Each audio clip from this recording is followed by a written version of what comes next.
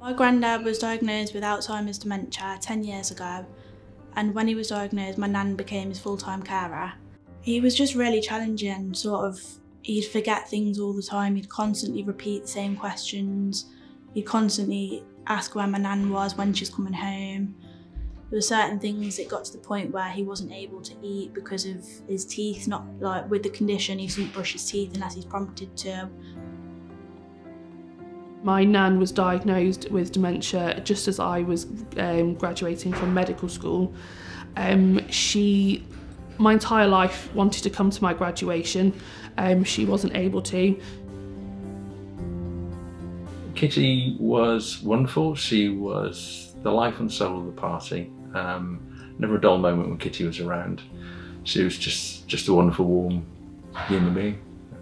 She loved to read. She couldn't read because she couldn't remember what she'd read 5 minutes ago.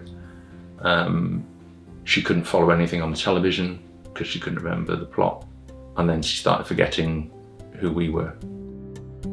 We all hear about dementia, but you won't really understand it truly until it hits you and it affects your life. And it could be your mum or your dad or your grandmother or your sister or your brother. The patient themselves can have cognitive decline. It means that they often forget who they are, who their family are.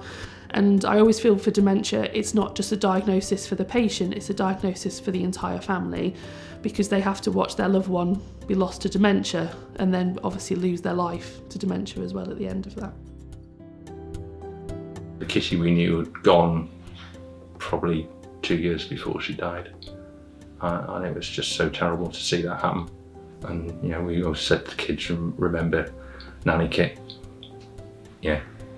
before, what she was like before and all the fun you used to have with her, not what she was at the end. Because that wasn't the Kitty we knew. The older you get, the higher the risk of getting dementia becomes.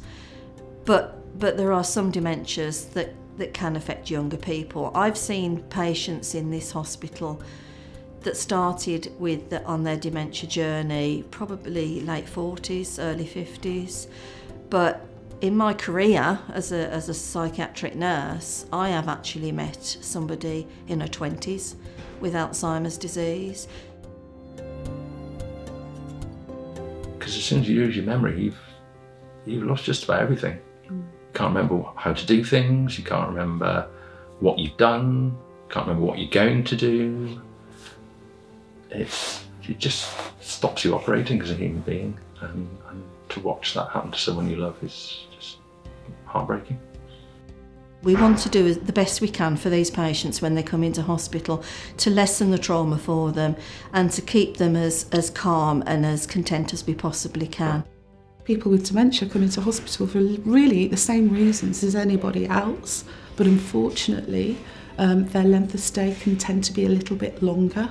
A lot of patients, as well as my granddad when he was a patient in hospital, that are sat there in chairs that have nothing to do, like they stare at the wall opposite them or the patient in front of them.